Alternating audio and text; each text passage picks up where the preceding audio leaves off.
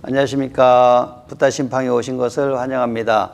지난 시간에는 이제 그 부처님께서 정사가 없으시다가 수다타 장자께서 이제 그 부처님께 그 120채의 정사를 지어가지고 이제 그렇게 보시를 하셔가지고 1200여 명의 그 이제 제자분들이 거기서 이렇게 이제 수행을 하고 머물게 하는 이제 그런 내용으로다가 이렇게 이제 말씀을 드렸었고, 또 이제 그 오계하라고 하는 그 아주 사납고 거칠은 그 며느리를 이제 제도를 하신 이제 그런 내용이었습니다. 근데, 우리나라에도 이래 보면은 그 신라 때, 지금으로부터 한 1300년 전에 신라 때에 김교각이라고 하는 분이 계셨었는데, 이분이 우리나라에 이렇게 신라에 이렇게 태어나서 보니까 자기가 그 큰 뜻을 펼치기에는 이 신라라고 하는 땅이 너무 좁은 거예요. 그래가지고 24살 되던 해에 그 기록에 의하면 신개를 타고 신개와 벼와 찻씨를 가지고, 그리고 이제 그 중국으로다가 서해를 건너서 중국으로다가 가셔가지고 그 자리를 잡으셨는데, 동남 제일 이렇게 그 경치가 좋다고 하는 구화산이라고 하는 아주 그 99봉이라래요, 봉우리가. 99봉인 그 구화산에 이렇게 이제 자리를 잡아가지고 거기서 이렇게 이제 수행을 하고 계셨는데, 하루는 어떤 그 청년이 그 산을 이렇게 구경을 하다가 이제 호랑이를 만나가지고 죽게 생긴 거예요. 그래서 그 이제 청년을 이제 이렇게 구해줬는데, 그 산이 누구 산이냐면은 그 구화산의 본래 이제 그 땅 주인이 민양하라고 하는 아주 대부의 그 소유의 산이었었는데, 그 아들이 민양하의 그 아들이 자기 아버지 산이 그렇게 이제 99개봉으로다가 동남 제일 그 경치가 좋은 산이다. 그러니까 구경을 나왔다 이제 그렇게 호난을 만난 거예요. 그래서 이제 이 김교각이라고 하는 이분이 이제 구해서 돌려보냈는데, 돌아가서 이제 아버님한테 그 얘기를 한 거예요. 산을 이렇게 구경을 하다가 호난을 만났는데 아주 기골이 장대한 어떤 수행을 하시던 스님이 나를 이렇게 구해 주었다. 그래 이제 얘기를 하다 보니까 이제 그 스님을 직접 좀 모셨으면 좋겠는데, 이분이 워낙 이제 내려오시지를 않고 그러다 보니까 그 스님한테 보답을 하는 의미에서 매달 100분의 스님을 모셔가지고 대중공양을 내는 거예요. 주변에 머무시는 100분의 스님을 모셔가지고 이렇게 공양을 대접을 하는데 꼭 99분만 모시는 거예요. 그리고 제일 상석에다가 의자를 하나를 놓고 그 자리는 꼭 비워놓는 거라. 그 자리는 혹시 오실지도 모르지만은 혹시 안 오신다고 하더라도 이 김교각이라고 하는 자기 아들을 살려준 그 스님의 자리다 그래가지고 그 자리를 항상 비워놨던 거예요. 그리고 나서 그렇게 계속 이렇게 대중공양을 하고 있었는데, 하루는 이렇게 지나가는 객승이라고 그러시면서 이렇게 들리셨는데, 아주 품위도 좋고 그렇게 풍채도 좋으신 분이 이렇게 계시다 보니까 그 이제 객체에 이렇게 이제 머무르고 계시니까 아들한테 그 얘기를 한 거예요. 가서 이제 인사를 드려라. 이렇게 보기에도 이렇게 일반 스님 같지가 않으니까 가서 인사를 좀 드려라. 그리고 이제 아들이 가서 인사를 드리러 가서 보니까 자기 생명을 구해준 은인이야. 그래가지고 이제 그 얘기를 아버지한테 가서 해요. 그러니까 이제 아버님께서 이제 맨발로 쫓아 나오셔가지고, 아이고 이렇게 귀한 분을 이렇게 뵙게 돼서 너무 고맙다고 그러면서, 내가 재물이 이제 꽤 많으니까 스님의 소원을 들어드리고 싶으니까 소원이 있으면 한번 말씀을 해 보십시오. 그러니까 스님께서 지금 신라 땅에서 내가 이렇게 중국에 와가지고 구화산에 와서 이렇게 있는데 내가 거처할 장소가 뚜렷하지가 않다. 그러니까 내가 거처할 장소를 좀 이렇게 좀 조금만이라도 좀 줬으면 좋겠다. 그러니까는 스님이 필요하시다면 내가 뭐 뭔들 못 해드리겠습니까? 땅이 얼마나 필요하면 됩니까? 라고 물어보시니까, 많이는 필요 없고 내 이 가사자락 하나 덮을 정도 양만 있으면은 충분할 것 같다. 그러니까는 아이고 그거에 10배 100배라도 드리겠습니다. 그러니까는 이제 그 김교각 스님께서 그러면 요만큼만 주세요. 그리고 가사를 딱 펼쳤는데 99개봉을 다 덮어버렸다는 거예요. 그래가지고 그 산을 통째로다가, 구화산을 통째로다가 그 김교각 스님한테 보시를 했어요. 그래서 이제 김교각 스님께서 거기를 자리를 잡으시고 수행을 하시다가 99에 열반을 하셨는데, 열반을 하시면서 뭐라 그러셨냐면은 내가 죽거들랑 나를 땅에다 묻지 말고 항아리에다 담아뒀다가 몇 년 뒤에 열어봐서 내가 그야말로 썩었으면 그냥 버리고 그렇지 않으면은 그 다음에 그 제자들의 뜻에 의해서 처리를 해라 그랬는데 몇 년 뒤에 뚜껑을 열어보니까는 머리도 다 기르고 손톱 발톱이 다 기르고 피부가 그대로 뽀얗게 있더라는 거예요. 그래서 그 김교각 스님을 계금을 해서 그 구화산에다가 모셔놓은 그분이 지장 대보살님이세요. 중국에서 지금 지장보살로다가 모시고 있는 지장왕보살이에요. 그리고 이제 그 아버님이 그 민양아 그분께서 아들 보고 뭐라 그랬냐면 너는 이미 나의 아들은 그때 호난을 만나서 이미 죽었다. 그러니까 이제 너는 새로운 삶을 사는 거니까 저 스님을 따라가서 네가 제자가 되면 어떻겠냐 그랬는데 그 아들이 그 뜻을 받아들여 가지고 스님을 따라가서 출가를 했거든요. 그분이 지금 그 남방불교에는 없는 이 우리 동양에만 있는 도명존자예요. 우리 지장보살님 이렇게 탱화나 이래 보면은 좌부처 도명존자, 우부처 무독귀왕이라 그러죠.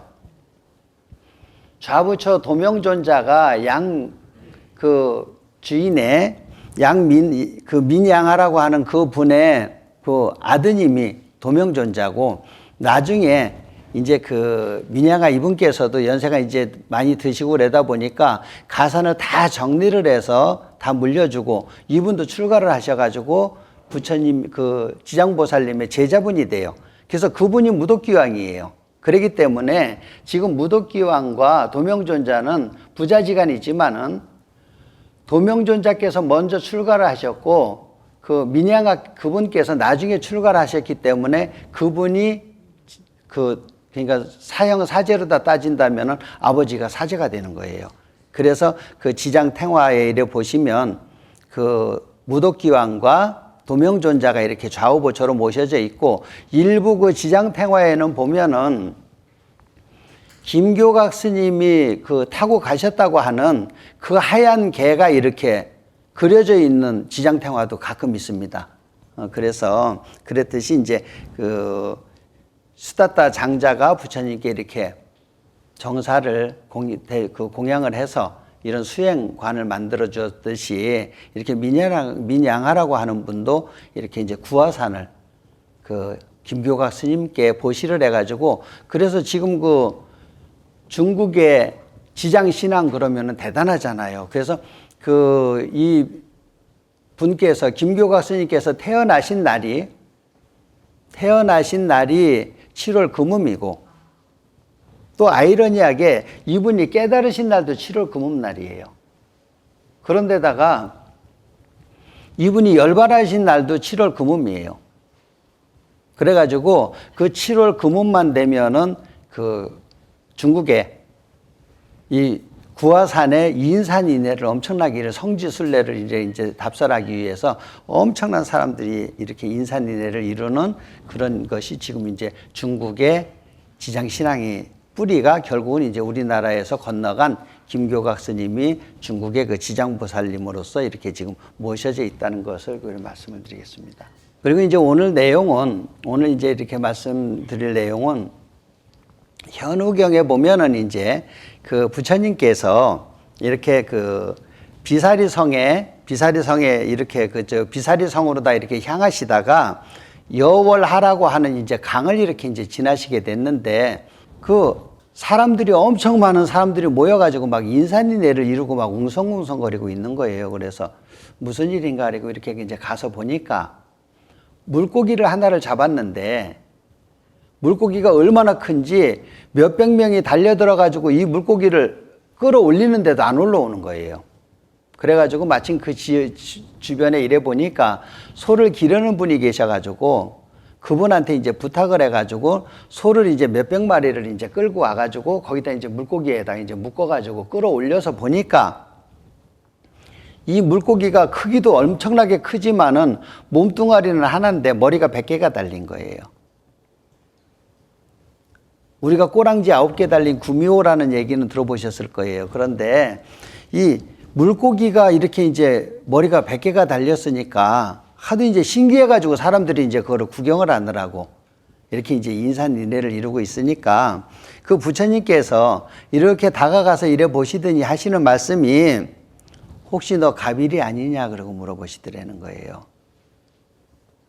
그래서 너 혹시 가빌이 아니냐 그러고 물어보니까 물고기가 눈물을 주르륵 흘리면서 맞습니다 그러더래. 그러니까는 옆에 이렇게 이제 모시고 갔던 그 안한존자께서 부처님을 옆에서 이렇게 시봉을 하던 안한존자께서 부처님이시여 어찌하여서 저렇게 저 물고기는 저렇게 흉악한 모습으로 다 머리가 100개씩이나 달린 몸뚱아리는 하나인데 100개씩이나 달린 저런 흉악한 모습으로다가 저렇게 됐습니까? 그리고 이제 여쭤보니까 근데 그 머리를 보니까 돼지 머리도 있고요. 소머리도 있고 닭머리도 있고 말머리도 있고 원숭이 머리도 있고 뭐 뱀의 머리도 있고 이렇게 갖은 동물의 머리를 다 달린 거예요. 그 100개가 다 다른 머리를 가지고 있는 거예요. 그래서 이제 안한존자께서 어떠한 인연으로다가 저런 모습을 갖게 되었습니까? 그러니까는 부처님께서 말씀하시기를 이 가빌이라고 하는 이 물고기 전생에 아주 그 바라문 집안에 훌륭한 바라문 집안의 그 장자로다가 이렇게 이제 태어났는데 머리가 엄청나게 총명했던 거예요. 똑똑하고. 그래서 세상에서 이렇게 이제 그 할 수 있는 공부는 다 한 거예요.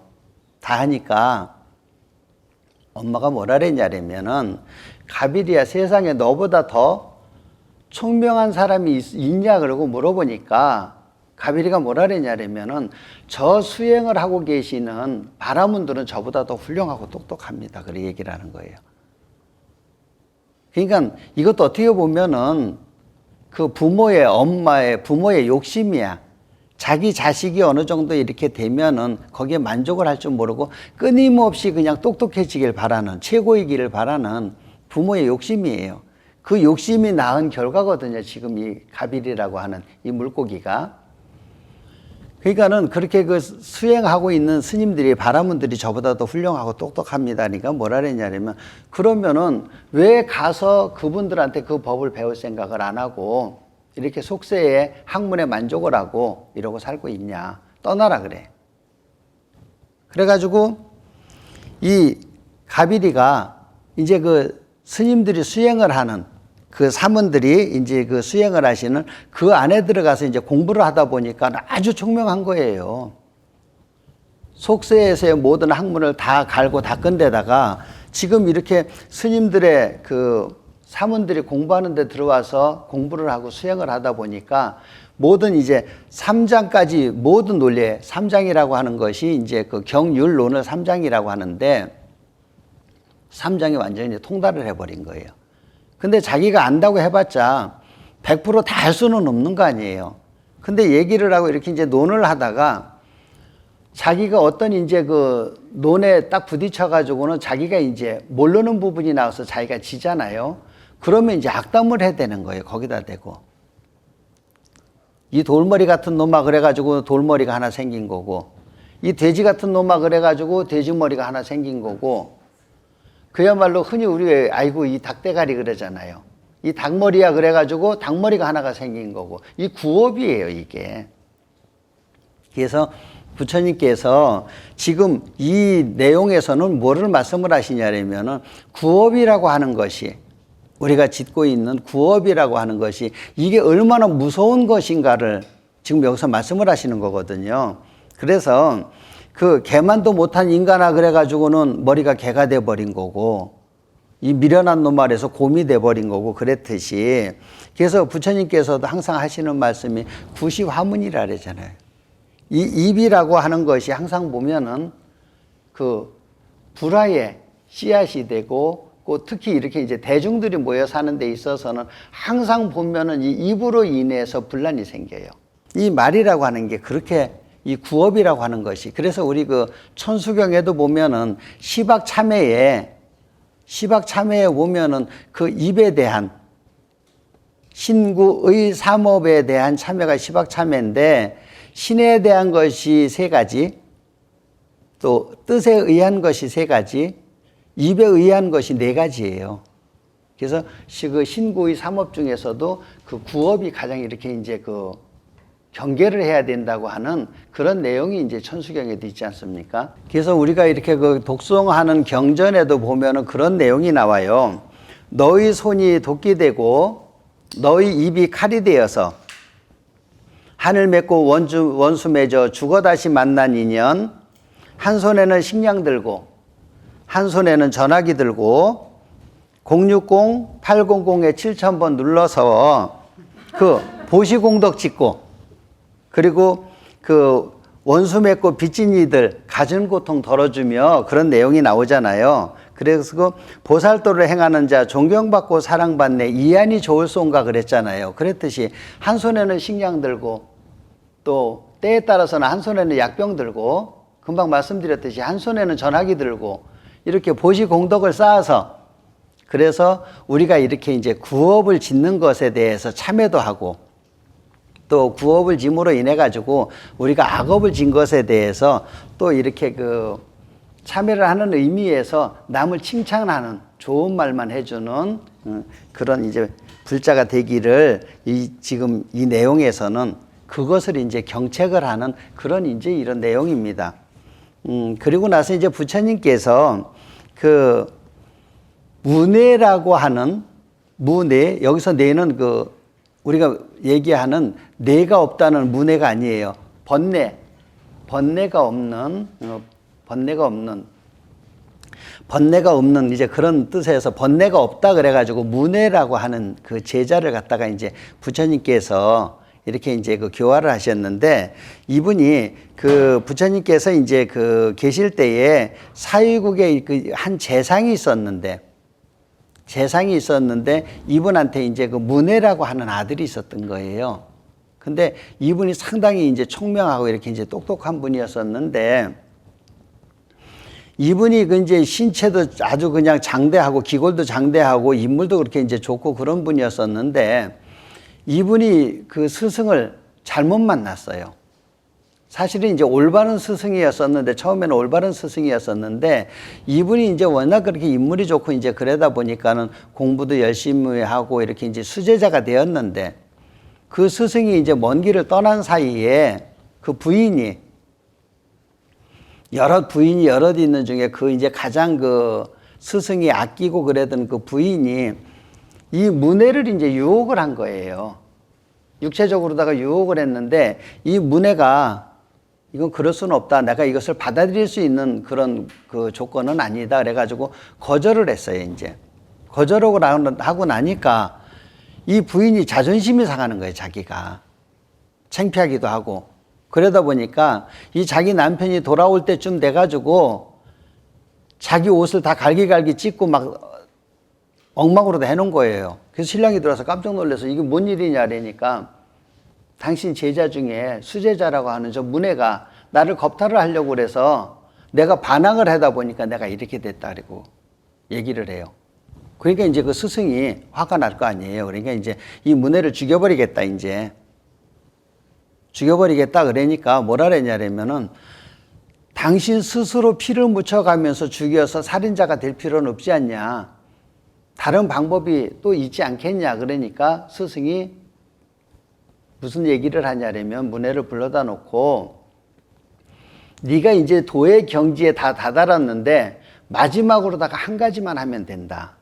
그래서 그것이 뭐냐라고 물어보니까 일주일 안에 100사람을 죽여가지고 그 100사람의 손가락을 잘라서 목걸이를 만들어서 네 목에 건다면 너는 대단한 경지에 이를 것이다. 그리고는 얘기를 해줘요. 그러니까 이것은 방편이니까 이것을 실행을 해라 그래요. 그러니까는 문의 입장에서는 스승님의 가르침이니까 그것을 따른다고 그래가지고 보이는 사람마다 죽이는 거예요. 일주일 안에 100명을 죽여야 되는 거예요. 그래가지고 보이는 사람마다 이제 사람을 죽여가지고 손가락을 잘라서 이제 목걸이를 만들어서 목에다 이제 걸기 시작을 하는 거죠. 그래서 이분이 이제 일주일 동안에 99명을 죽였어요. 그리고 이제 마지막 한 명이 남았는데 이 엄마의 마음이라는 게 그렇게 무서워요. 남들은 이 문혜라고 하는 이 사람을 보기만 하면은 살인마라고 다 피해 다니고 도망 다니고 그랬는데, 엄마가 생각을 할 때는 얘가 일주일 동안 이러고 다니다 보니까는 사람들이 다 피해버릴 거 아니에요. 그러니까는 저것이 먹지도 못하고 저러고 다녔을 거 아니냐 그거죠. 그래서 엄마가 음식을 장만을 해가지고 이 문혜를 찾아가요.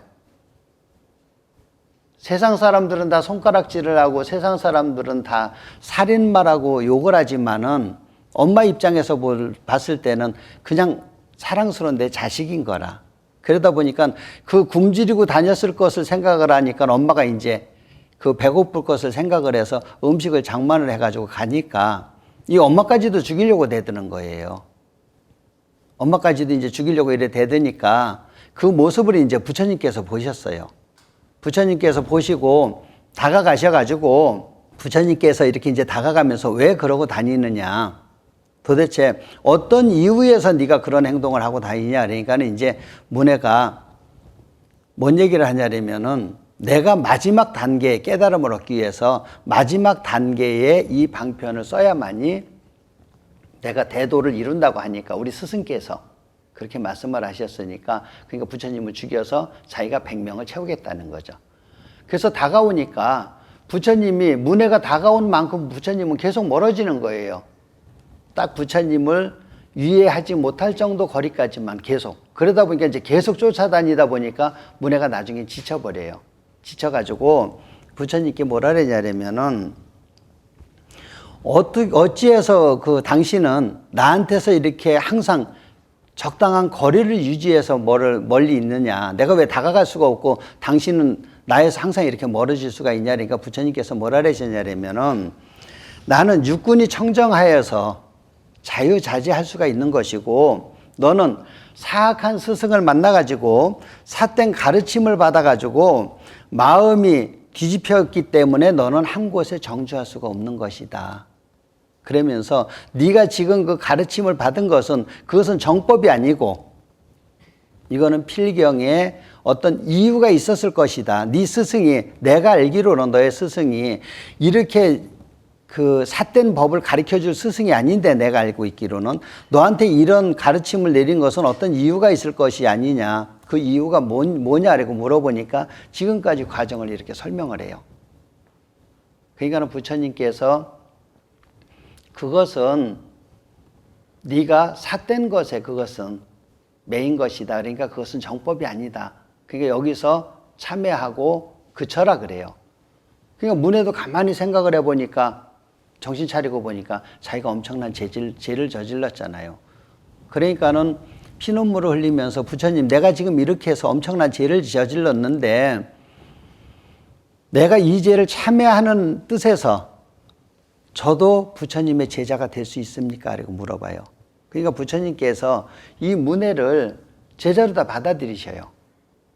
제자로 받아들였는데 우리 불자님들께서도 많이 들어보셨을 거예요. 이분이 그 앙굴마라고 하는 분이에요. 부처님 제자 중에 앙굴마라고 하는 그 제자분이에요. 이분의 본명이 문혜라고 하는 그 본명인데, 부처님께서 이 제자로다가 이제 받아들이기로다가 이것을 이제 결정을 하고 받아들이겠다 그러니까 이제 난리가 났겠죠.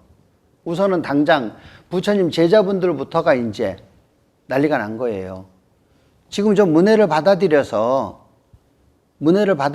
제자로다 삼는다고 하면은 지금까지 우리 이 교단이 하루아침에 오명을 뒤집었을 것이다. 이것은 어떤 단체가 그렇잖아요. 모든 이렇게 단체라고 하는 것이 보면 그 중에 한두 명의 과오로 인해서 그 엄청난 그 단체에 진짜 누명이, 오명이 씌워지는 경우도 있고, 한두 명의 잘못으로 인해서 그 조직이 와해되는 경우도 있잖아요. 그랬듯이 지금 다른 잘못을 한 것도 아니고 이렇게 살인을 99명이라고 하는 이렇게 엄청난 사람을 죽였는데 그 사람들의 그 원성을 다 어떻게 감당을 하시려고 이 문혜를 제자로 받아들이십니까?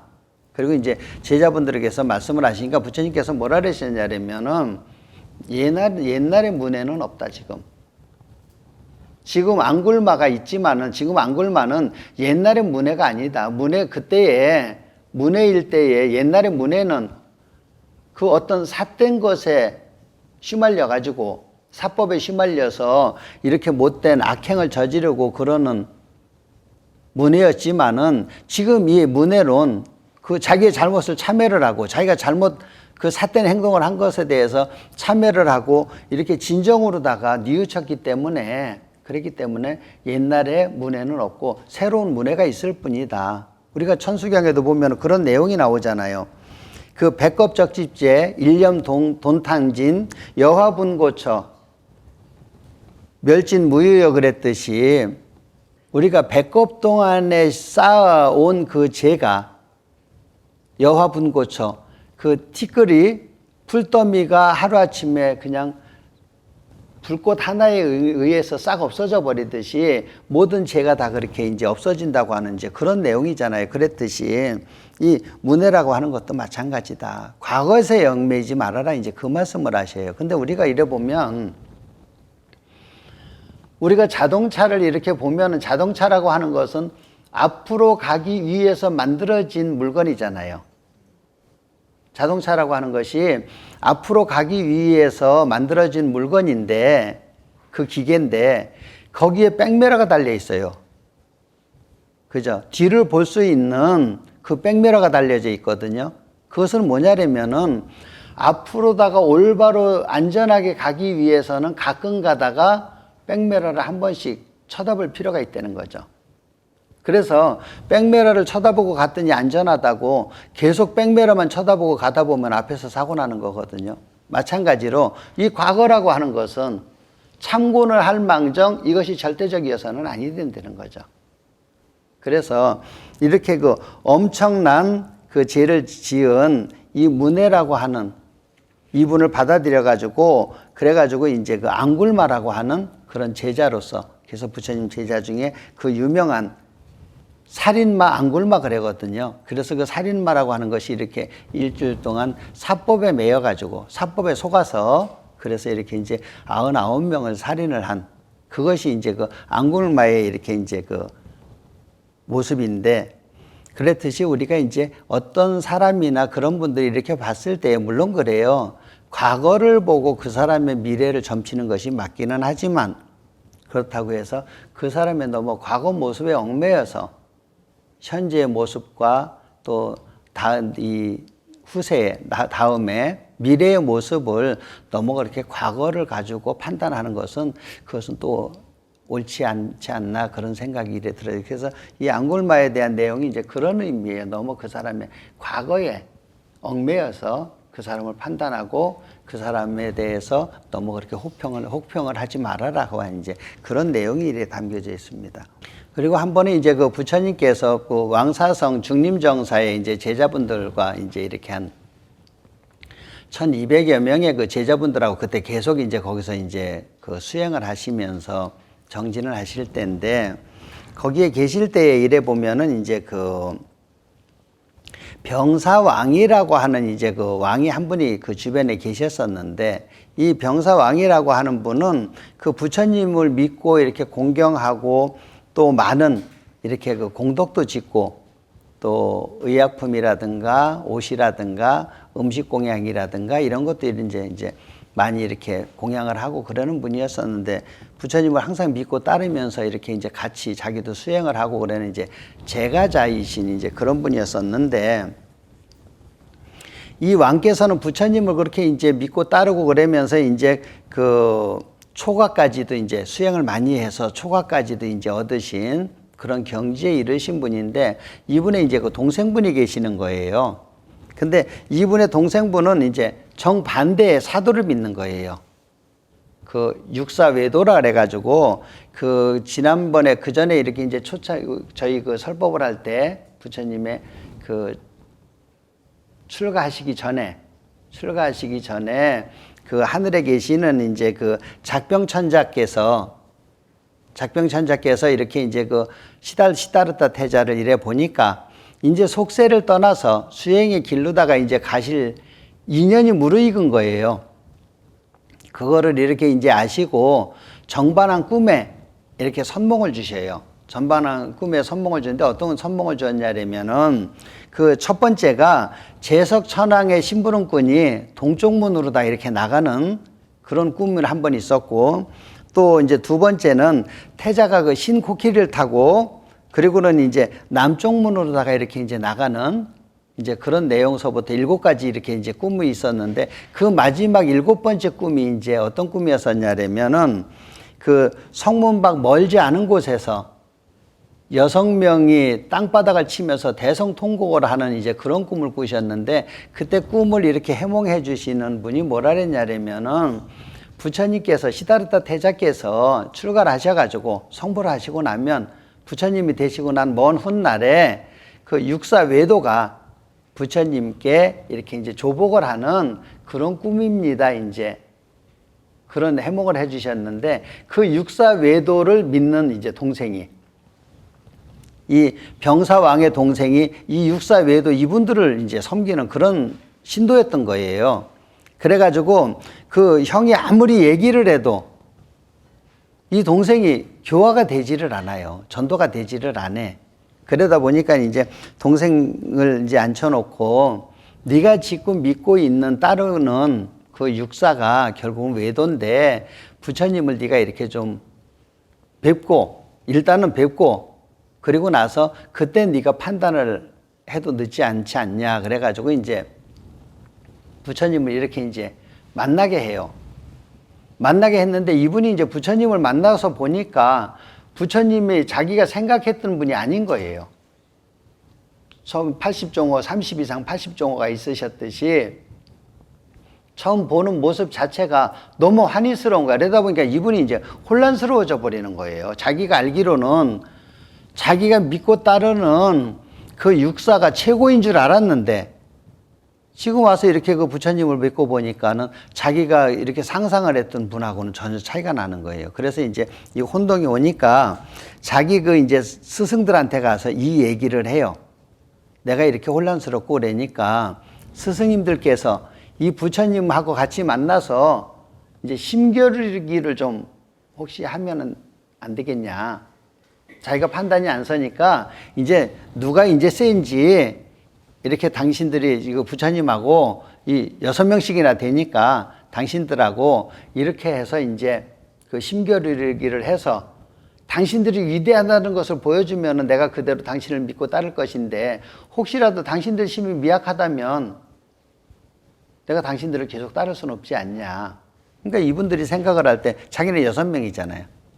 부처님 한 분밖에 안 되는 분이고, 그러니까 뭐 그까짓 건 뭐 아니할 말로도 한 주먹거리도 안 되는데 한번 해보지 뭐. 그래가지고 이분들이 이제 부처님하고 이분들이 이제 한 자리에 모여요. 그래서 부처님께서는 이제 제석천왕과 또 이제 범천왕이 이제 양 옆에서 부처님을 이렇게 이제 시봉을 하거나 하면서 이제 그 겨루기로 한 장소에 이래 갔는데, 가서 보니까 이제 국왕과 대신들하고 해가지고 한 1만여 명이 이제 모여가지고, 그래가지고 이제 이렇게 심겨루기를 하는 것을 이제 보려고들 있는데, 부처님께서 가시자마자 이렇게 서셔가지고 그 팔을 펴서 손을 이렇게 피셔가지고 땅바닥에다가 딱 대시니까 그 신왕들이, 지신과 천신들이 나타나셔가지고 그냥 한 주먹거리도 안 되게 해결해 버리시는 거예요. 그런데다가 이제 제석천하님께서 금강저를 손에다 드시고, 이 금강저를 손에다가 드시고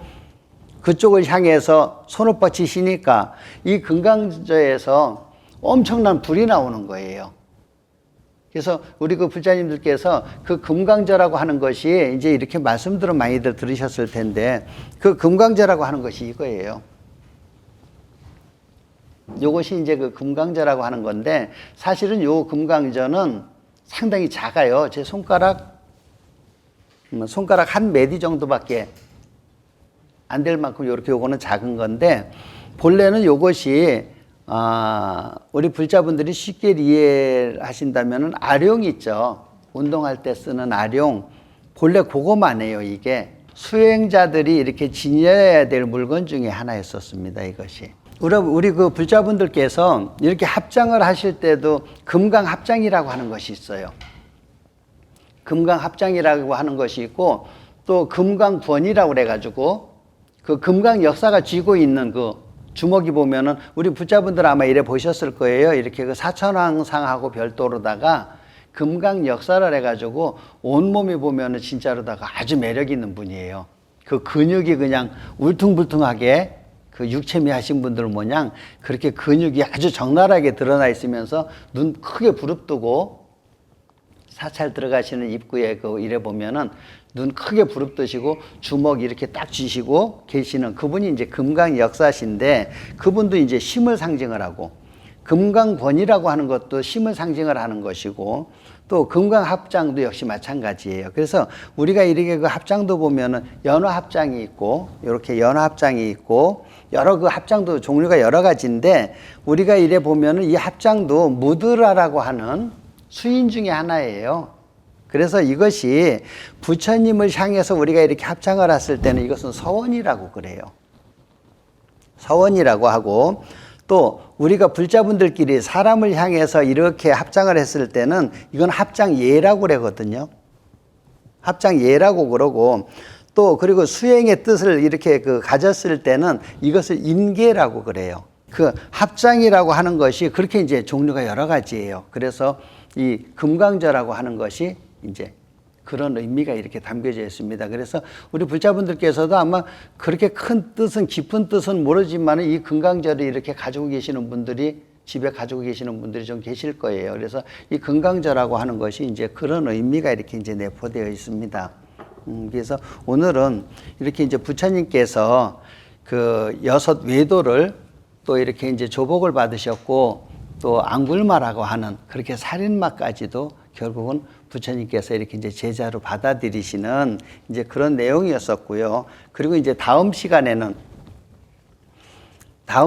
이제 부처님께서 최초로다가 이제 그 계를 설해 주시는 계단을 이제 설치를 하는 이제 그런 내용이 이래 되겠습니다. 그 우생마사라고 하는 말이 있어요. 지난번 그 태풍 오고 그래가지고 홍수가 많이 났을 때 소가 그렇게 몇십 킬로를 지나가서 이렇게 살아서 나온 소가 있었잖아요. 그랬듯이 우생마사라고 하는 말이 있는데 무슨 의미냐면은 말하고 소하고 이렇게 그 수영을 시키잖아요. 헤엄을 치게 하면은 말이 더 잘 빨라요. 수영을 말이 더 잘합니다. 소보다. 근데 홍수가 나서 물에 떠내려갈 때는 소는 살아도 말은 죽습니다. 이해가 안 되죠? 수영을 월등히 잘하거든요, 말이. 소보다. 근데 이렇게 홍수가 나서 물에 떠내려갈 때 말은 거의 다 죽어요. 근데 소는 거의 다 삽니다. 그래서 옛날 어른들 하시는 말씀이 있어요. 말 탄 놈은 죽어도 소꼬리 잡은 놈은 산다, 그 얘기를 저희가 어렸을 때 할머님이 하시는 말씀이 있었는데, 왜 그런 현상이 오냐면 말은 자기가 수영을 잘하기 때문에 떠내려가면서 자기 목표를 설정을 해서 그쪽으로 다 길을 쓰고 가려고 그래요. 자기 목표를 딱 설정을 해놓고 뚝이라든가 어떤 목표를 설정을 해놓고 길을 쓰고 그곳으로다가 가려고 발버둥을 치다가 지쳐서 죽어버려요. 근데 소는 물이 떠내려가면 떠내려가는 대로 그냥 내려가요. 내려가면서 서서히 뚝 쪽으로다가 방향을 잡아서 가요. 그래서 10m 내려가면 50cm, 20m 내려가면 1m 그런 식으로다가 서서히 물의 흐름을 따라가기 때문에 소가 살 수 있는 거거든요. 마찬가지로 우리 불자분들께서도 세상의 흐름을 순리대로 이래 따라가면서 살면 편안한데, 내 아상에, 내 고집에, 내 중생심에 내 고집만 부리고 내 목표만을 보고 가다가 보면은 그렇게 세상을 역으로다가 살다 보면은 힘든 세상이 될 수 있습니다. 그랬듯이 우리 불자분들께서도 이렇게 순리대로 이래 세상을 살아가는 그런 불자분이 되셨으면 싶습니다. 마치겠습니다. 고맙습니다.